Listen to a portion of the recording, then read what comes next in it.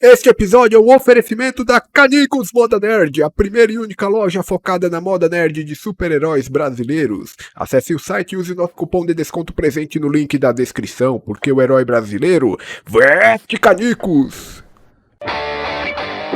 Spidercast. O podcast de cultura geek. Saudações, sejam bem-vindos a mais um episódio do Spidercast. Eu sou o jornalista Alfredo Carvalho e hoje tenho o prazer de receber aqui no programa uma das referências na criação de conteúdo da internet quando o assunto é Resident Evil. A grande Monique Alves, responsável por criar o portal Resident Evil Database lá no começo dos anos 2000 e segue até os dias de hoje realizando cobertura da série. Moni, tudo bem contigo? Oi, tudo bem? Obrigada pelo convite e bora conversar um pouquinho. Grande prazer ter você aqui no programa, porque é muito difícil hoje para mim pensar em Resident Evil sem lembrar do seu trabalho que você realiza aqui no Brasil, no YouTube, na internet de modo geral, né? Assim, eu fico lisonjeada, né? Mas é muito legal ver que tem tantos criadores de conteúdo bons de Resident Evil aqui no Brasil. A nossa comunidade aqui no Brasil, ela é gigante. Sim. E, nossa, fazer parte dela é uma honra pra mim. E eu tô muito feliz de você pensar isso também, né? De associar Resident Evil a mim. Quer dizer, às vezes a gente não sabe se é uma coisa muito boa. Mas... Olha, Resident Evil é uma das minhas franquias favoritas, assim, de todos os tempos, né? Eu acompanho desde lá do PlayStation 1, então eu acredito que seja algo positivo, né? Tá, vamos encarar como uma coisa positiva, então. Eu costumo brincar que Resident Evil é tipo ser fã de Resident Evil é meio que tá numa montanha russa, né? Porque quando você tá indo alto, quando a franquia tá indo bem, você vai bem alto. Agora, quando ela despenca também, aí se segura, porque vai com tudo. Sim, e tem muito essa coisa também de a comunidade, ela é muito mais forte, né? Quando uma franquia tá em alta. Agora, quando ela tá naqueles momentos ruins, aí uma galera some também, né? Então, é complicado, é difícil, eu não julgo, sabe? Quem de vez em quando dá aquele ghosting Resident Evil. Temos um ritual aqui no podcast que quem nos escuta é um bando de nerd. E essa galera, eles querem indicações para aumentar o seu repertório. O que você tem consumido aí nos últimos dias? Seja filme, livro, jogos, qualquer coisa que você queira indicar para o pessoal que nos escuta. Olha, recentemente eu tava terminando os últimos jogos Souls, né, da From, que me faltavam. Boa. Eu terminei agora o Dark Souls 2 e o Demon Souls, né? Agora falta só o Sekiro pra mim. Só que agora eu saí um pouco, né, do Souls e do Horizon Forbidden West, que meu backlog ele é gigante. Uhum. Então agora eu tô no Horizon Forbidden West e tô gostando bastante. Comecei faz pouco tempo, mas eu tô gostando bastante. Ele tá na minha lista pra eu jogar também. Eu tenho que rejogar o Zero Dawn, que eu zerei lá na época do lançamento dele, eu já não lembro mais de nada. E tem que jogar DLC dele pra poder jogar o Forbidden West. Então, e aí eu zerei, né, faz pouco tempo o Zero Dawn, então tá bem fresco pra mim. E eu zerei a DLC também, tudo. Eu gostei tanto que eu platinei o jogo, né? Então, eu tô gostando bastante do Forbidden West e, nossa, eu recomendo demais, assim. Pra quem nunca jogou Horizon, só vai que... Eu era uma pessoa que achava que as pessoas hypavam meio que exageradamente, mas ele realmente é muito bom, sabe? É que Horizon é uma franquia que tem um pouquinho de azar na sua janela de lançamento. Quando lançou o Zero Dawn, foi na mesma época do Breath of the Wild, né? E aí o Breath of the Wild engoliu o Zero Dawn na época, né? E depois, quando saiu o Forbidden West, foi na mesma época do Elden Ring também. Então a franquia até agora ela teve esse, digamos, azar de sair sempre junto com uma outra franquia muito hypada. Sim, mas é um jogo excelente, assim, ele é azarado, mas ele é muito bom.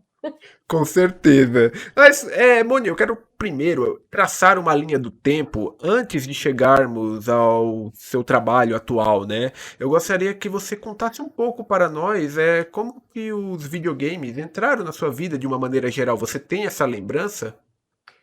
Cara, tenho, assim, eu jogo videogame desde que eu me conheço por ser humano, porque eu tenho um irmão que é 8 anos mais velho que eu. Então ele sempre ganhou videogames. Ah, Então eu sempre joguei videogame com ele, ou sempre vi ele jogando, por exemplo.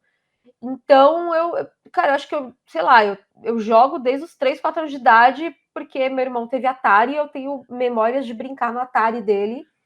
Depois a gente passou pelo Master System, Mega Drive, Super Nintendo, até um 3DO a gente teve caramba! e assim, é bizarro porque quando a gente teve o 3DO, eu ajudei ele a comprar o 3DO. Eu já era um pouco mais velha, né? E eu sempre guardava assim dinheiro de aniversário, sabe? Tipo, a Uhum. avó, bisavó, tio dá dinheiro, assim, dinheiro do lanche. E eu tinha esse hábito de guardar para às vezes comprar um jogo, sabe? E aí eu ajudei ele a comprar o 3DO. E aí, nossa, Valeu foi o a maior pena? Não, Eu foi, imaginei. é um arrependimento, mas valeu a experiência, sabe? Pelo menos eu posso contar para as pessoas um pouco vermelha, mas posso que a gente teve um 3DO. Eu nunca vi um desses de perto. Eu já ouvi falar de algumas coisas dele. O pessoal falava muito do Road Rash que saiu pra ele, que era bom, e outros jogos, mas parece que foi um console com uma vida útil bem curta, né? Ele não tinha jogo e o que tinha nele depois acabou tendo também no PlayStation, então, sei lá, não valeu a pena, de verdade, assim. É minha história com o Wii U, praticamente, né? Que era um console legal quando eu comprei na época, mas foi um console que a Nintendo abandonou ele muito cedo também, né? E até porque não estava dando muito rendimento também, né? Pois é. E a franquia Resident Evil, como foi que ela chegou até ti? Resident Evil entrou na minha vida com o PlayStation, quando esse meu irmão, 8 anos mais velho que eu, ele já estava trabalhando e ele comprou o PlayStation, né? Eu ainda Uhum. estudava, tava lá, sei lá, sexta série, na sexta série. E ele já estava trabalhando, então ele pegou, comprou um PlayStation. E aí, na época, eu gostava muito de Mortal Kombat, né? Nossa, eu era louca pelo Mortal Kombat. Foi, inclusive, acho que um dos poucos jogos, se não o único original que a gente teve antes, né? Por muito tempo, assim, de Uhum. videogame, que meu irmão ganhou de aniversário uma vez o Mortal Kombat 2, a fita do Super NES. Então, nossa, eu gostava muito de Mortal Kombat. E aí, o primeiro jogo que ele pegou no PlayStation foi o Mortal Kombat Trilogy. Aí, beleza, Ah, sim. jogava bastante. E aí, eu tava de férias escolares e meu irmão pegou e falou assim: Olha, você pode ir lá na 25 de março comprar uns jogos pra mim? E aí, eu e minha mãe, né? E aí, ele Uhum. pegou e me deu uma lista. E nessa lista tava o Resident Evil. Aí, eu peguei e comprei, né? Levei pra casa. À noite, ele chegava pra testar os jogos, né? E aí ele foi colocando os jogos, testando, viu o que funcionava, o que não funcionava, o que tinha que trocar, o que ele gostou, o que ele não gostou. E tinha o Resident Evil. E aí, na hora que ele colocou e que eu vi aquela abertura com os atores, né, o live action, aí eu pirei ali. Eu já me apaixonei, né, pelo jogo. Só que eu tinha medo de jogar. Então eu botava ele para jogar, eu esperava ele chegar do trabalho, tomar banho e falar, vamos jogar. E aí eu ficava vendo ele jogar e ajudava a traduzir as coisas com um dicionáriozinho escolar, então saía tudo cagado. Mas assim, a gente ainda conseguiu avançar bem no jogo, sabe? Só com o dicionáriozinho. Depois a gente teve que apelar para um detonado. A hora que chegou naqueles quadros da galeria ali, não deu. A gente teve que ir para um detonado. Mas muita coisa a gente acabou também passando com dicionáriozinho, sabe? Ou então Sim. na linearidade mesmo do jogo, né? Uhum. Mas aí a gente conseguiu terminar. Só que um dia eu queria jogar e ele não estava em casa, sabe? Era tipo um fim de semana, assim. Uhum. Eu queria jogar e ele não estava em casa. Eu falei, bom, eu vou ter que, né, superar o meu medo, encarar meu medo, né, face your fear e jogar. E aí eu fui indo devagarzinho, assim, com muito medo ainda, mas fui indo devagarzinho, morrendo pra caramba e tal, salvando pra caramba. Mas aí eu consegui terminar pela primeira vez, ainda fiz um final diferente do dele, assim. E aí, desde então, eu não parei de jogar. Tá até hoje, né? A galera de hoje em dia não sabe como era naquele tempo. A gente tinha que ou ter o detonado ou então fazer que nem você fez, ir no dicionário, porque não tinha, era impensável vir alguma coisa em português no Brasil naquela época, né? E para ler os diários, principalmente, né? Para ler aqueles documentos. Eu particularmente eu nem lia. Eu só pegava aquilo ali para contar no menu e pulava aquilo ali, porque eu nem tinha compreensão do que estava escrito ali. Não, fora quando a gente pegava o jogo em japonês, né? Também, O máximo mais perto do português que a gente tinha era quando algum jogo vinha em espanhol. sim. E olhe lá ainda, porque às vezes também era difícil de entender, né? Porque é diferente, é parecido, mas é bem diferente, né? Espanhol e português. Tem coisa do espanhol que eu leio assim e eu não entendo nada. De É, pois verdade. é. O Resident Evil e o Resident Evil 1, né? Eu acho que dos de PS1, eu considero ele o mais difícil de todos. É porque ele também ele foi o mais datado, né? E Sim, assim, como ele foi o primeiro também, ele tinha os puzzles mais desafiadores, né? Pro 2, eles já deram uma. Não, vamos pegar sim. leve ali, né? Nos puzzles para poder atingir mais pessoas também, né? Ter mais pessoas jogando, né? Eu conheci a franquia pelo 2, né? Quando eu tive acesso a ela pela primeira vez, ouvi falar dela a primeira vez, já foi com Resident Evil 2. Depois eu revisitei o primeiro, até cheguei a zerar algumas vezes ele, mas eu confesso que na época não era o meu favorito, porque eu já tinha tido a experiência com dois. Uhum, uhum. É, bem Mas comum também. total, né? Mas assim, tipo, eu acho que o salto evolutivo do um para o 2 foi muito alto também, Foi. né? Foi absurdo. Foi salto de geração quase, sabe? Foi muito absurdo, assim. Graficamente falando, né? Foi, nossa, muito grande. E é que assim também, eu acho que antigamente a gente tinha uma evolução gráfica muito maior, né? Sim. Então, parecia que estava saindo já para outra geração o negócio, sabe? De tão absurdo que era. Total. Isso é um ponto interessante porque eu acho que em questões gráficas nós não vamos mais evoluir muito do que o que já temos aí, porque nós estamos com um nível gráfico de realismo muito absurdo. Né? Sim. Tem uma galera que às vezes espera um jogo com um gráfico para se surpreender, como se surpreendia antigamente nos saltos de gerações, e acaba se decepcionando. Mas eu acho que ainda chegou num nível que não tem mais para onde ir. Agora as evoluções vão ser em outros aspectos técnicos, talvez questão de abrangência de mundo aberto, loadings mais rápido, alguma coisa do tipo. Mas graficamente, eu particularmente eu tô bem satisfeito. Assim, eu falando como uma pessoa que acompanhou a evolução, né, dos Uhum, videogames, né, por muitos anos aí já, a gente sempre falava, né, nossa, não tem como ficar mais real do que isso, aí ficava.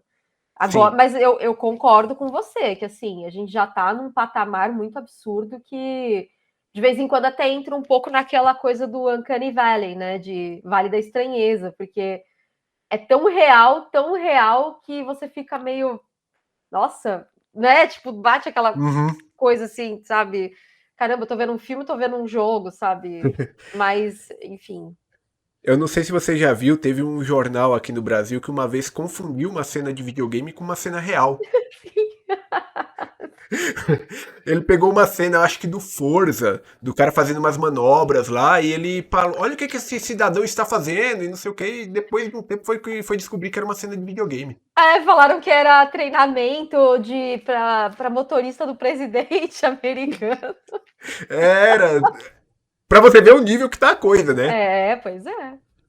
Mas olha, eu vou dizer pra você, uma coisa que me chamou muita atenção em Resident Evil na época e que me fez ser um fã da franquia, eu conheci ali ela por volta de 99, mais ou menos, né? Foi logo assim, acho que o primeiro jogo do PlayStation 1 que realmente fisgou a minha atenção, né? E talvez marca um pouco, eu tinha 10 anos naquela época, marcou um pouco também a minha transição de joguinhos que eu jogava aquela coisa um pouco mais fofinha, Mario, aqueles joguinhos mais de desenho e tudo mais, marcou um pouco a minha transição para um jogo, uma pegada um pouco mais adulta, né? Uhum. E eu acho que o que mais chamou minha atenção foi o famoso backtracking, né? Que é aquele leve trás de itens. Você tá num lugar, peguei esse item aqui, essa chave. Essa chave faz o quê? Vai abrir aquela porta lá daquele outro lugar que eu passei. Pode Uhum. parecer simples, mas foi uma coisa que naquela época me pegou. Uhum, sim. Ai, nossa, eu adorava o sentimento de você conseguir passar um puzzle. É Uhum. muito bom, né? É quase um Dark Souls, assim, quando você passava o puzzle, tipo, nossa, como eu sou bom, sabe? Sentimento, assim, de conquista, né? É, e também, né, certos desafios, tipo inimigos mais poderosos, né? Eu lembro que a primeira vez que eu. Pode parecer besteira, mas a primeira vez que eu consegui matar um Licker, né? Que eu falei, caramba, eu consegui matar um inimigo fodão aqui, que legal. E aí, depois você vinha outros inimigos mais fortes, né? Tipo, o próprio William Burke, quando aparecia nas suas várias e várias formas. Aquela sensação, aquele combate do Resident Evil, ele parecia ser simples, mas ele era muito funcional pra época. Ele atendia o propósito dele. Super, não, eu acho que ele é jogável até hoje. O pessoal fala, né, que Total. envelheceu mal. Cara, eu não consigo concordar com isso, não. Eu não acho que envelheceu mal. Mas assim, hoje em dia me incomoda um pouco a câmera fixa, o fato do personagem poder ver um inimigo, mas eu que sou o jogador não consigo ver. Uhum, uhum, sim. Essas questões. Tanto que é um dos pontos que eu acho que a câmera por trás do ombro conseguiu resolver perfeitamente lá no Resident Evil 4 e é um motivo que eu acho que dela ser utilizada até os dias de hoje. Uhum. Ah, sim, sim. Eu acho, claro, é uma evolução natural, né? Mas eu não acho que envelheceu mal, que Ah, ficou sim. datado. Pô, é super jogável até hoje, assim. Você está ouvindo Spidercast, o podcast de cultura geek. Quais são os principais sustos que você já levou em Resident Evil? Você costumou levar algum susto? Ou você, não, nunca me assustei com aquilo. Pô, tem o susto do Licker passando na janela no 2. Tem o susto do cachorro pulando na janela no Resident Evil 1, né? É legal que a câmera fixa, ela proporciona também muitos sustos. Porque Total. você vai virar a esquina, vem um zumbi em você, sabe? Então eu acho que a câmera fixa ela proporcionava muitos sustos nesse sentido, porque você não sabe o que tem ali na outra esquina te esperando. Então eu sempre achei isso muito legal também. E nossa, sustos assim, tem um que é engraçado, que aí não tem nada a ver com câmera, tá? Mas quando eu joguei Resident Evil 2 a primeira vez, na verdade meu irmão jogou pra mim, né? Porque Uhum. eu joguei o 1, mas aí eu tinha medo do 2, aí ele jogou primeiro. Meu irmão era tipo beta tester, assim. Você que joga primeiro, eu não tenho coragem. Então, eu lembro da música do primeiro andar da delegacia. E Ah, ela sim. tá lá tocando, dá um pianinho, daqui a pouco, pá, na música. Eu falava, pronto, invadiram a delegacia, os zumbis, tudo. Eu achava que era tipo assim, ó, uma porrada de alguma coisa, tipo, sei lá, um portão estourando, uma porta.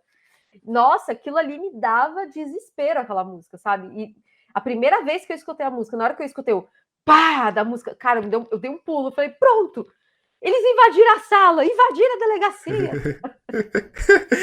Eu lembro uma sensação parecida que eu tive. Eu acho que primeiro no Resident Evil 3 Nemesis, né? Quem nunca se assustou com Nemesis em suas aparições, né?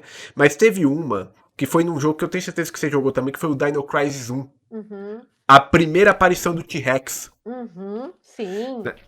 Você tá andando com a Regina e do nada o T-Rex aparece estourando o vidro. Aquilo até hoje eu acho que foi a cena que mais me assustou em um videogame.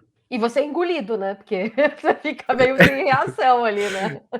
Você, tipo, depois que você vê a tela do Game Over, aí você entende o que aconteceu. Aí você fala, É, ah, tá, beleza. exatamente. Demora pra cair a ficha, você fica, meu Deus, o que aconteceu? Agora, uma coisa que eu falei do Resident Evil 3 Nemesis, né? E uma das coisas que mais é falada do Resident Evil 3 é o próprio Nemesis e a sua inteligência artificial, né? Uhum. E isso me remete aos remakes que a gente teve recentemente, né? Tivemos o remake do 2, que eu acho que teve aquele probleminha com os cenários, né? Que a questão dos cenários não serem diferentes como era no original. Mas o 3, principalmente, eu acho que decepcionou uma galera, principalmente por causa daquela inteligência artificial do Nemesis, que não é mais a mesma coisa. O 3 Remake ele decepcionou muito, né? Eu acho que em muitos aspectos, assim, a história ficou piorada. É uma tristeza, assim, né? Ver o que eles fizeram Uhum. com Resident Evil 3 Remake. O 2 Remake ele deu uma decepcionada em mim por causa do negócio de cenários. Sim, Já o 4 Remake, assim, eu me apaixonei por aquele jogo. muito bom. E é difícil voltar agora pro clássico, viu? Eu voltei pro Separate Ways, né? Que é o lado B Uhum. da Ada no clássico. Já estranhei, assim, a questão de fluidez mesmo, sabe? Não é nem questão gráfica, mas é a fluidez mesmo ali, sabe? É, da coisa. Eu não sei explicar, mas você sente, sabe? Parece que você tá meio preso, sabe? Não sei explicar para você. O fato de você não poder atirar enquanto anda, por exemplo, mirar É, enquanto anda, né? É algo que exato. atrapalha essa fluidez, talvez. Sim, você se sente mais livre, né? Você podendo fazer isso. Claro que na vida real, né? É bem difícil você andar e Uhum. atirar. Mas mesmo assim, né?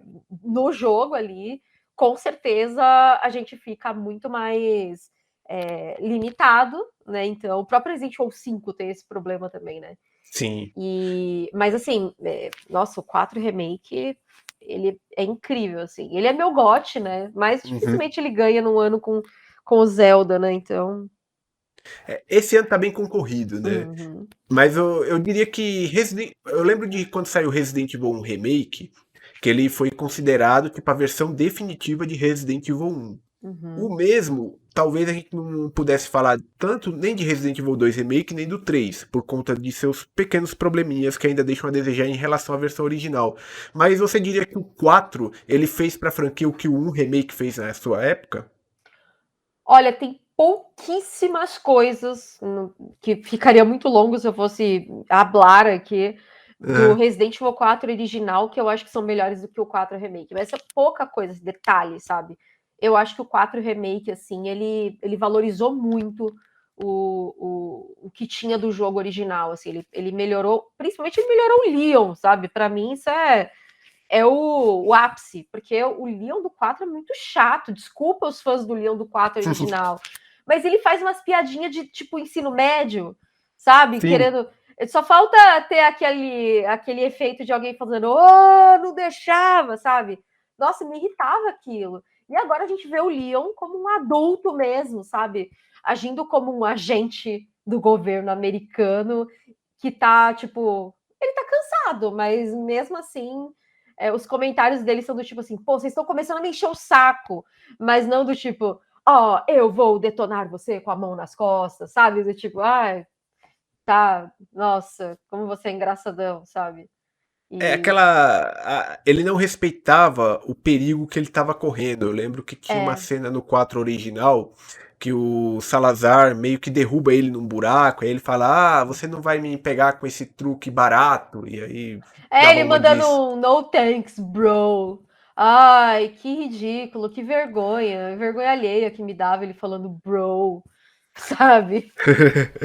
E outra coisa também, um outro ponto que eles deram um update pra mim foi a Ashley também, né? Sim, não, total. A Ashley. Apesar que assim, eu nunca tive problema com a Ashley, porque eu sempre Uhum. entendi que era uma menina que nunca teve contato com arma. Ela nunca precisou, sabe, ter contato com Sim. arma. Então, eu nunca tive problema com ela, mas eu entendo, né, o sentimento, né, de muita gente, pô, ela é inútil, não sei o quê. Não que eu achasse ela inútil, né, até porque a missão é do Leon e não dela. Mas hoje, claro, mais ela tá mais legal, né? Digamos assim. Sim. Ela deixou de ser mais chata com o Leon, ela tá legal com ele desde o começo, praticamente. Sim, sim. E o Leon também parou de debochar dela, né? Porque a gente tinha uma coisa com o Leon que ele debochava muito dela. Ele não incentivava. E eu gosto que no 4 Remake ele tem uma relação de tipo assim: Ashley, se eu morrer, você tá ferrada. Se você morrer, eu também tô ferrado. Vamos se ajudar? Sabe?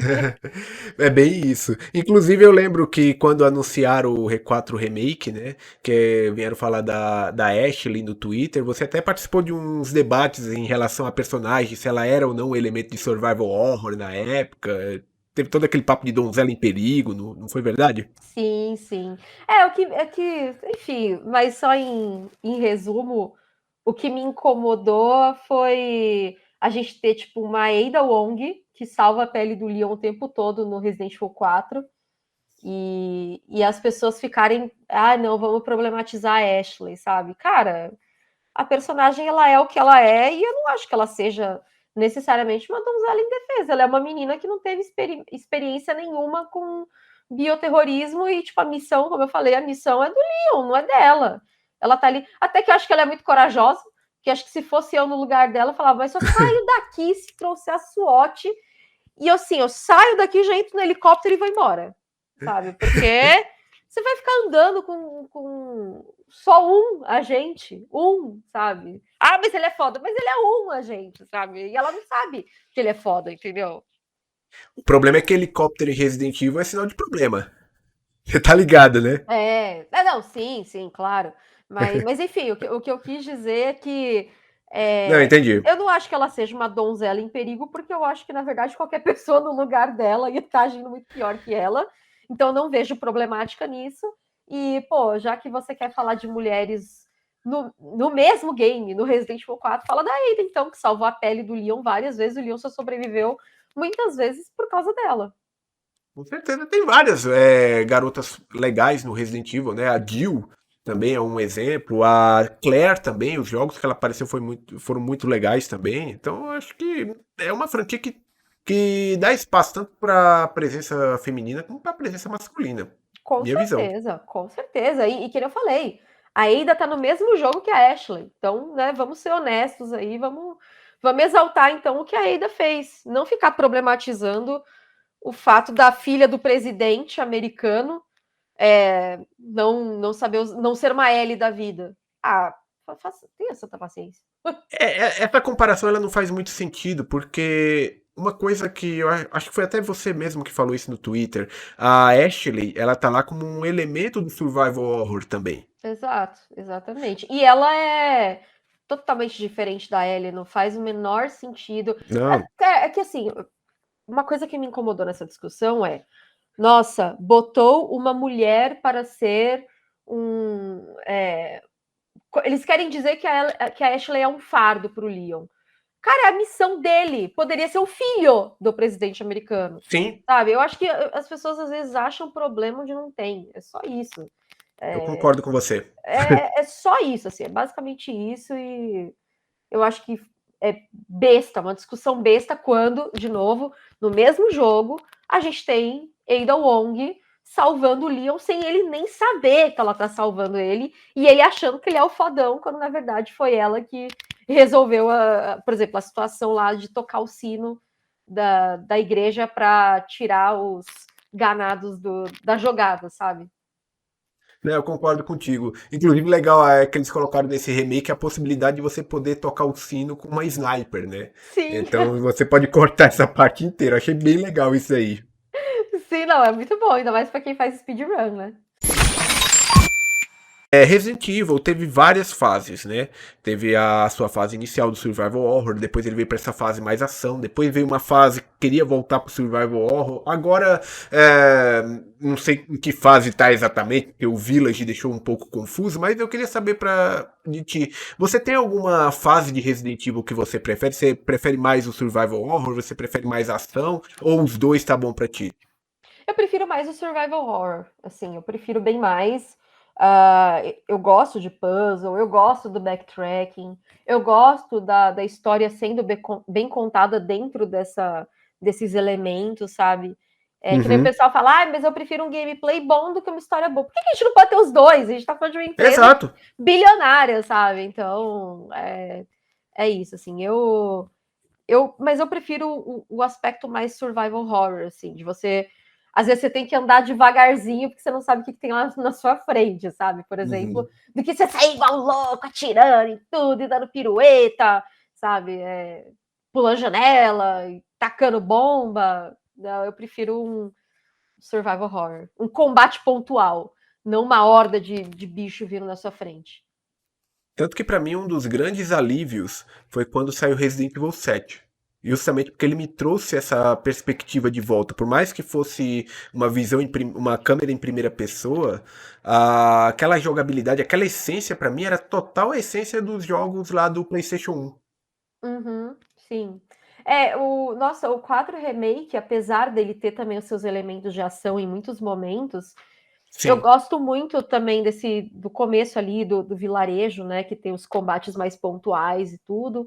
Claro, tem a horda e tudo, mas eu gostei, assim, eu achei que tem seu elemento, sabe, de survival horror ali, você tá sozinho e você ter esse sentimento de que você tá sozinho ali e que você tem uma baita de uma missão pela frente, sabe? 4, não só o remake, mas o original, eu acho que pra época dele, por mais que ele tenha mudado ali um pouco o aspecto pra ação, ele foi um pouco balanceado em muita coisa ali. Ele ainda tinha, tipo, aquele aspecto de Resident Evil. Eu acho que o grande problema veio mais pra frente, depois da franquia, mas o 4 ele foi bem balanceado desde sempre. Sim, sim, eu acho também. Eu acho que ele ainda tinha os seus elementos, né, de survival horror. Eu acho que foi a partir do 5, né, que a coisa virou tiro, Uhum. porrada e bomba, mas também foi uma demanda do mercado da época também, né? Então, o terror tava em baixa. Então, não dá para julgar tanto, né? Quando que você diria que era o que foi o ponto mais baixo da franquia? Ah, eu acho que foi ali o 6. O 6 ele Uhum. foi um ponto bem complicadinho ali, né? Eu acho que o ano de 2012 ele foi um ano bem bom para a franquia, porque saiu muita coisa. Mas, por exemplo, ele foi uma maçaroca. Saiu um Revelations, que era bem terror. Aí saiu o Sim. Operation Raccoon City, que era Uhum. totalmente shooter multiplayer. Depois saiu o Resident Evil 6, que era tipo uma mescla de tudo e de nada ao mesmo tempo. E aí chegou ali 2013, a gente ficou meio. E agora? O que vai acontecer com essa franquia, sabe? Então eu acho que foi por ali, assim, que foi um momento meio esquisito para a franquia, sabe? Sempre vendeu bem, mas teve assim os seus momentos de, nossa, o que vai ser agora? Eu lembro depois quando veio o Revelations 2 também, né? Saiu naquele formato de episódios. E assim, eu acho ele um Resident Evil bem mais ou menos, sabe? Eu fui jogar na época, eu zerei ele, mas chegou ali pro meio pro final, eu já não tava me aguentando, sabe? Nossa, eu adoro ele. Eu adoro Revelations 2. Ele tem Uhum. gore, ele tem survival horror, ele tem backtracking. Eu gosto muito dele. Tem o Barry, tem Ah, sim. referências, easter eggs, eu amo. I have this. Exato. Não, tipo, o Revelations 2, eu prefiro ele do que o 6. Só Uhum. que eu acho que na época a franquia já tinha me machucado tanto que, sei lá, É, eu tava descrente com a franquia. Tanto que o 7 eu só fui realmente acreditar nele quando ele saiu. não, e o próprio Revelations 2, ele é um jogo mais, digamos, entre aspas, baixa renda, né? Então muita gente já não gosta dele por causa disso. E muita gente tem esse preconceito e nem jogou ele por ele ser em capítulos e também Sim. por ele vem depois do 6. Não deve vir coisa boa. A série só voltou aos eixos depois do 7, sabe? Eu acho que tem esse sentimento também.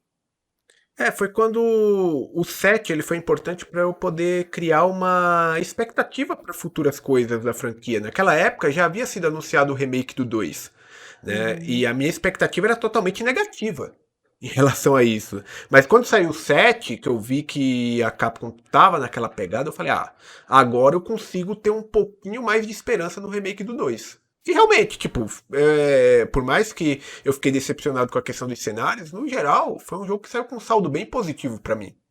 Uhum. Não, com certeza, com certeza.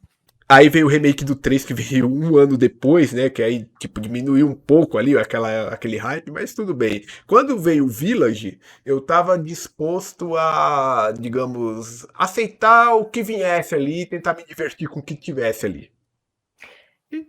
O Village eu tive muita expectativa. O Village ele me decepcionou assim em tantas camadas que meu coração ficou bem partido, assim, tá todo remendado, de vez em quando Uhum. solta o remendo. Então, assim, é uma ferida que não fechou ainda, sabe? Não superei ainda não, porque eu tinha muitas expectativas para ele depois do Resident Evil 7. E aí não deu. Para mim, pelo menos para mim, né? Claro que eu só posso falar da minha experiência. O pessoal às vezes fica bravo Sim, comigo sim. quando eu falo. Mas eu falo, gente, isso é baseado na minha experiência, eu não tenho como falar por todo mundo, só posso falar por mim. Então o Village, ele me magoou bastante. Eu entendo. Eu achei o Village, o jogo base dele, bem divertido, né? Em questão de história, eu achei muito viajado em vários pontos. Eu tenho alguns amigos que até chegaram a ficar, digamos, bem ofendidos, por exemplo, com certas referências do que é, de onde surgiu o nome Umbrella, né? Uhum. Aquilo foi uma coisa que magoou muita gente que acompanhava a história desde o início, né? Mas o que me incomodou mesmo no Village foi a DLC dele, a última DLC. Uhum. Na DLC dele é lamentável, não tenho nem o que falar. E ele, eu não sei você, mas ele me deixou.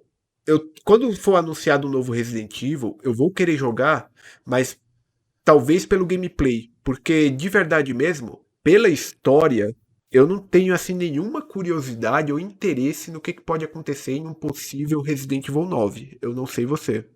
Cara, eu não tô nem pensando nisso agora, porque imediatamente já me dá ataque de ansiedade, como diria Isabela Boscov. Então eu tô preferindo não pensar nisso no momento. Tô focada na DLC do Resident Evil 4, vem em mim, chega mais Ada Wong, queremos você, estamos esperando você. Então, não, é sério, eu fiquei tão magoada com Resident Evil Village que eu tô tentando não pensar no Resident Evil 9 agora. Eu vi seu vídeo na época, né? E você até falou que estava pensando em possíveis mudanças até pro Resident Evil Database, né? Sim, sim. É, o 4 remake que me salvou, sabe, um pouco. Mas, sim, foi muito decepcionante para mim. Nossa, Sombras de Rose, aquela DLC ali, foi a gota d'água, assim, para mim. O famoso paciência tem limite, Capcom, pelo amor de Deus, sabe? Aquilo ali é tudo menos Resident Evil. E eu achei que eu nunca ia falar isso, mas realmente aquilo é tudo menos Resident Evil. É bem viajado mesmo. Eu joguei aquilo e sem contar que, tipo, não é nem só a história, é tudo no jogo. O gameplay não tem nenhuma novidade em relação ao Village, ao jogo base, é até um pouco inferior. E os cenários são reaproveitados também. Nem, tipo, a decência de criar algo novo a Capcom teve naquilo. Uhum, pois é, pois é. Ai, foi uma tristeza. E parece que um caminho realmente pra nós tem sido esses remakes, né? O que até me deixa numa certa curiosidade. Ainda vai vir o conteúdo pro Resident Evil 4 Remake, né? A DLC da Ada, por exemplo, tá aí. Tipo, tudo bem que ainda não tá uma confirmação exata, mas todo mundo sabe que uma hora vai vir. Mas muita gente já fala até o que vai ser em um possível remake do Resident Evil 5. O final do Resident Evil 4 Remake me fez pensar que talvez em um possível remake do 5 não seja exatamente aquele remake um para um do jeito que tem sido feito até então. Me faz pensar que talvez os caras queiram criar uma linha do tempo diferente, com um acontecimento diferente. Eu não sei o que você pensa em relação a isso. Então, assim, eu acho que o remake do 5 ele é inevitável, tá? Sendo muito Sim. honesta com você, eu acho que ele é inevitável. A gente não sabe, né? A gente fala, né? Vai ter uma DLC da Ada. Assim, a gente não sabe se vai ter. É uma coisa que a gente tá especulando, porque, pô, a parte da Ada do Resident Evil 4 original é parte da história, então não dá para deixar de fora. Por isso que a gente tá especulando, né, que vai ter essa DLC com a Ada e tudo mais. Mas eu acho que o epílogo do Resident Evil 4 Remake ele deu muita brecha para um remake do 5. E eu acho que vai acabar tendo. Até porque a gente teve aquilo que a gente falou do negócio de andar e atirar, que não dá para fazer no Resident Evil Uhum. 5. Então a galera também reclama muito disso, né? E tudo. Então eu acho que tá abrindo um caminho, sim, para um remake do 5, eventualmente. Mas eu penso o seguinte, e se a Capcom decidisse, tipo, ignorar o Resident Evil 5 que a gente conhece e criar algo novo com o nome de Resident Evil 5? Eu acho que seria interessante, sabia? Por exemplo, o Resident Evil 5, ele tem muita ação, né? Sim, E eu acho que seria legal, de repente, tentar focar um pouco no survival horror, sabe? Dar uma. Até porque eles chamam de reimaginação, sim. então E, não vejo problema em, de repente, tentar. tentar investir nesse lado survival horror no Resident Evil 5. Uma coisa que eu pensei foi aquela DLC do Resident Evil 5 que você joga com o Chris e com a Jill, né, na mansão. Que foi bem elogiada pra época. E se eles seguissem aquele caminho, né, de você ter uma mansão, só que, claro, bem mais expandida e mais aquela pegada do survival horror. E que o vilão final seja o Wesker, que seja, mas que, tipo, tenha uma conclusão naquele ponto. E tente estabelecer um vilão à altura do Wesker antes de matar ele, porque, né? Total. Vamos confessar que o que veio depois do 6 foi só tristeza. Eles não conseguiram ainda colocar alguém à altura do Wesker. Sim, sim. Assim, a gente tem, mas os spin-offs, o próprio Revelations 1 e 2, tem vilões muito bons, mas que é difícil você trazer agora para a série principal, né? Total. E eu acho que é um problema que muitas séries acabam sofrendo disso, né? Eles matam o vilão e depois eles não conseguem estabelecer um vilão à altura. Vários jogos, tipo, acho que The King of Fighters teve isso depois da saga Orochi, enfim, vamos ver o que a Capcom pode planejar. Talvez ela possa não matar o Wesker, quem sabe, né? Tem gente que não gosta do Wesker também. Difícil alguém não gostar do Wesker, né? Mas sempre tem alguém, né? Mas eu acho que eles devem. Eu acho que eles devem seguir com o plano, claro, de acabar com o Wesker. Mas vamos ver se de repente eles podem estabelecer a própria Alex Wesker aí como a sua sucessora, alguma coisa assim, com o remake do 5. É porque eu falo assim, desse possível caminho alternativo, porque a Capcom deve estar pensando nesse momento que a munição dela deve estar acabando em relação a remake, né? Porque já não tem muita coisa de Resident Evil para ela fazer remake. Tem o Code Verônica, que muita gente pede, né? E tem agora daqui para frente o 5. E, sinceramente, eu acho muito improvável um remake do 6 por conta do escopo dele. Por enquanto, eu acho que também não faz nem sentido também, por enquanto, né? Sim, eu diria assim, se eles fizerem o remake do 5, uma hora vão ter que fazer do 6. Só que, tipo, o 6 ele tem um escopo gigantesco. Né? São 4 campanhas dentro dele, contando com a campanha da Ada. Né? Com 4 histórias totalmente independentes. Com jogabilidades muito misturadas. Né? Foi até um dos problemas do 6 na época. Então, é completamente... não vou dizer impossível, mas é muito complicado deles fazerem algo desse nível num remake, sabe? Sim. Eu acho que, na verdade, o 6, ele é 4 jogos diferentes em um. Sim. Então, quem sabe aí eles não façam, sei lá, Resident Evil 6, Ada, Resident Evil 6, Leon, Resident Evil 6, Chris, Resident Evil 6, Sherry, sei lá. Alguma coisa assim, né, para poder separar, porque foi um jogo caro de ser produzido na época por conta desse alto escopo dele, e foi também um dos grandes responsáveis por deixar a Capcom mal das pernas por um bom tempo. Não, foi total, assim, foi bem. Ele vendeu muito bem, mas ao mesmo tempo também ele teve críticas tão mistas assim que as pessoas ficaram naquele sentimento, meu Deus, e agora? O que vai ser de Resident Evil, né? Então. Né, eu queria perguntar para ti o que te motivou a criar o Resident Evil Database? Quando foi que ele surgiu? Então, antes do Resident Evil Database, né, eu tinha o Face Your Fear, que era um outro site de Resident Evil também, que foi de 2000 a 2009. Aí eu também tava trabalhando, tava estudando, eu tava meio também decepcionada ali, um pouco com a franquia, e aí eu parei o site. Mas eu continuei fazendo conteúdo de Resident Evil para mim. Né? Eu traduzia coisas e tudo, e eu sentia falta de ter um lugar para colocar essas coisas.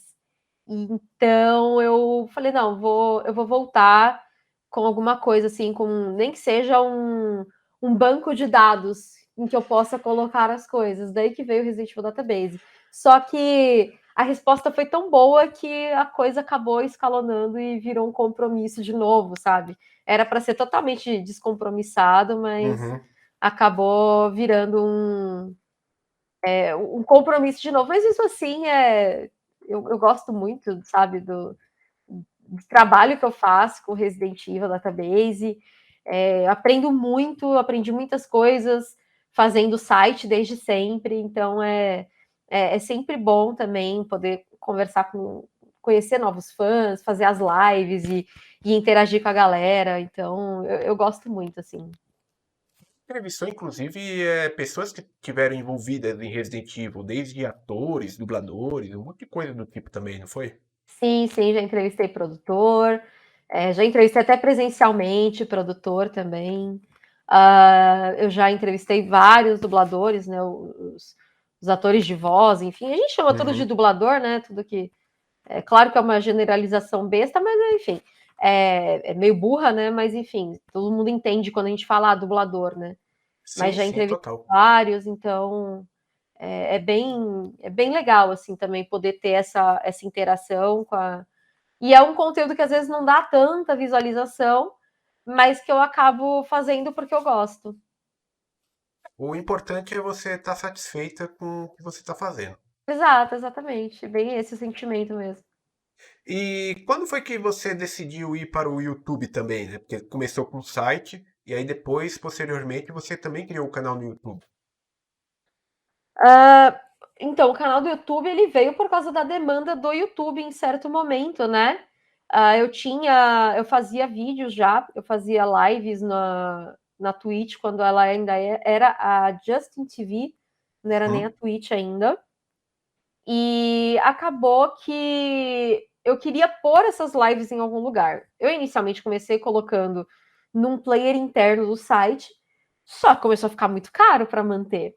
Eu falei, Uhum. vou pro YouTube logo, né? E é isso. Eu queria integrar tudo num lugar só, mas ia ficar muito caro, era um hobby muito caro, porque na época ainda não era meu trabalho também. Então era um hobby muito caro, mas ainda bem, né? Eu acho que foi bom essa decisão, né? Do YouTube também. Depois o canal, por muito tempo, ele acabou sendo também meio que um lugar para colocar cutscenes e tudo.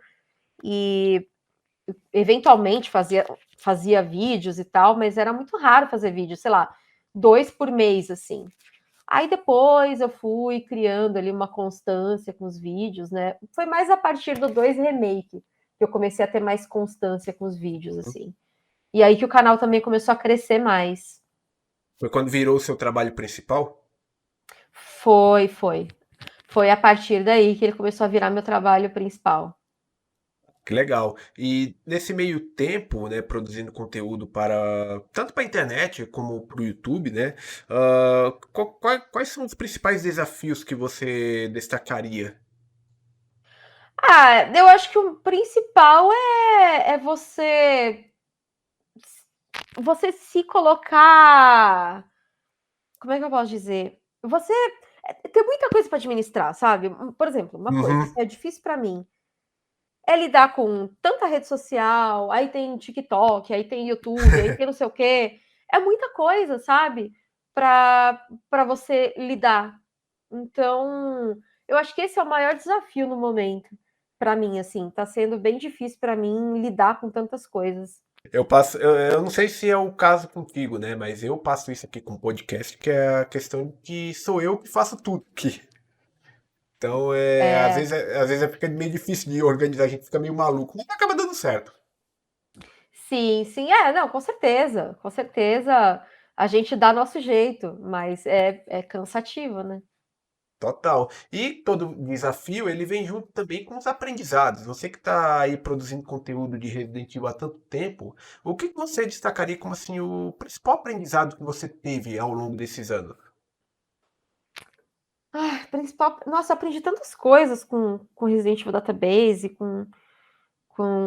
Eu aprendi muita coisa, assim. Eu aprendi que eu sempre achava, por exemplo, putz, eu não sou capaz de. Eu tinha vergonha de aparecer em vídeo, sabe? Então, eu acho que às vezes a gente é capaz, sim. Tipo, eu tinha vontade, às vezes, de fazer vídeo, mas eu morria de vergonha. Isso desde a época de bem mais nova, assim. Uhum. Então, eu acho que foi muito, muito bom saber que, sim, eu sou capaz.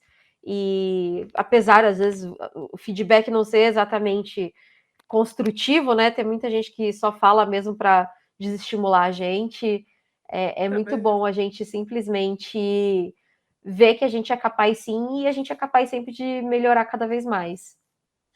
Eu sei que é complicado, às vezes a gente não tá num dia legal, aconteceram várias coisas nas nossas vidas, e ler um comentário, às vezes, de um cara que só quer mesmo causar o caos. Essa pessoa, ela não quer agregar nada, ela não quer ver o trabalho de ninguém evoluindo.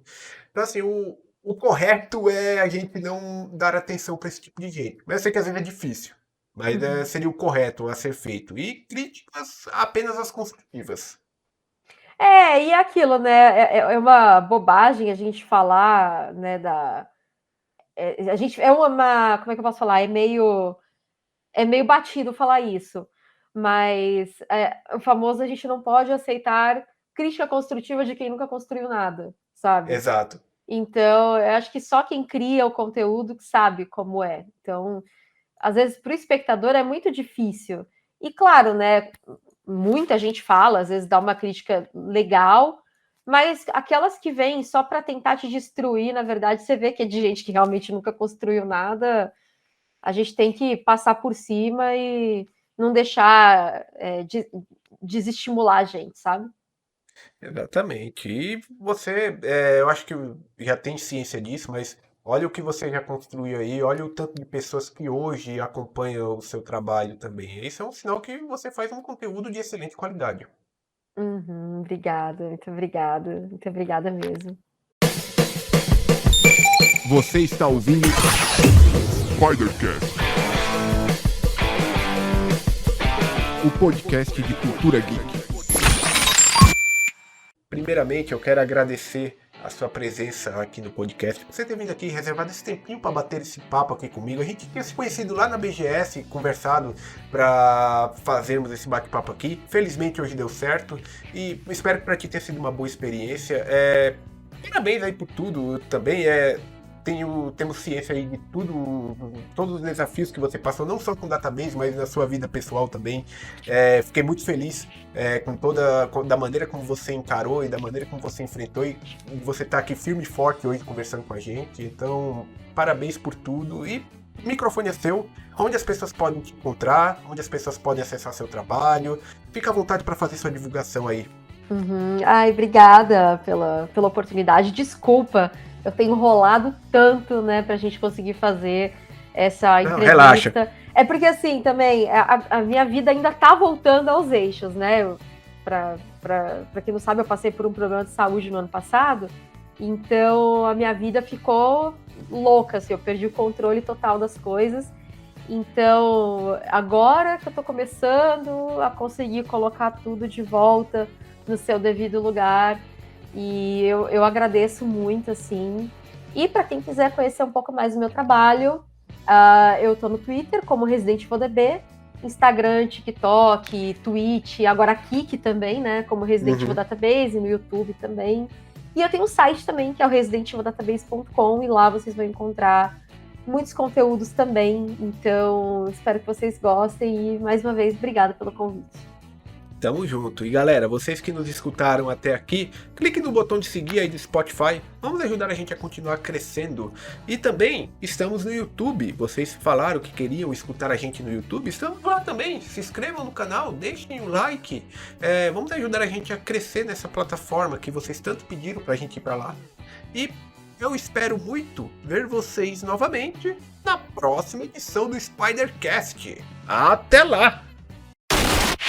Você escutou Spidercast, o podcast de cultura geek.